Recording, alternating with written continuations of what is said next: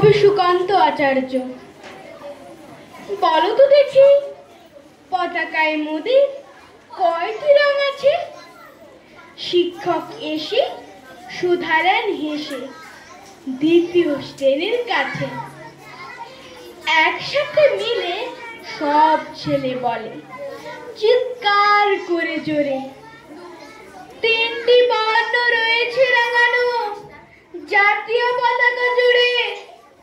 শ্রেণীর পিছনে বেঞ্চের কোণে শিশু ছিল এক বসে। পতাকার মাঝে 5 রং আছে, বলল সে মৃদু ভাষে।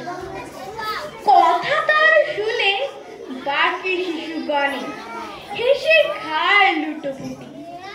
শিক্ষক রেগে বলেন হেঁকে, বোঝাও কি করে 5টি। মাথা নিচু করে ভয়ার্ত স্বরে সরল শিশুটি বলে, ওপরে গেরুয়া মাঝখানে সাদা, সবুজ আছে তার তলে, আর আছে আঁকা গোলাকার চাকা, নীল রং আছে এতে।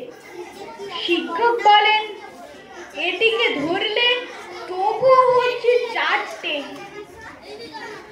অবুঝ শিশুটি বলল তখন, রং আছে আর এক।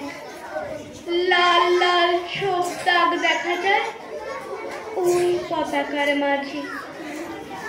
বাবাকে যখন আনলে ওরা কফনের ঢাকা খুলে, জড়ানো রয়েছে দেহখানা তার পতাকা আর ফুলে।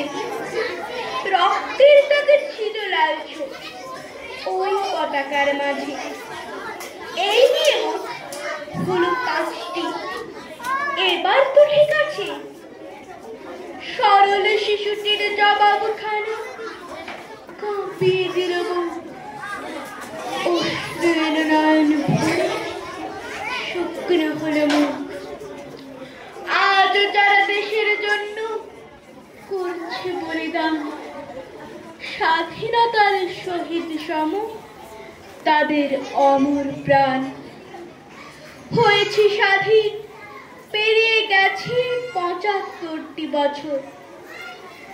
দেশ বাঁচাতে যাচ্ছে যে প্রাণ, রাখছে কি তার খবর? নমস্কার।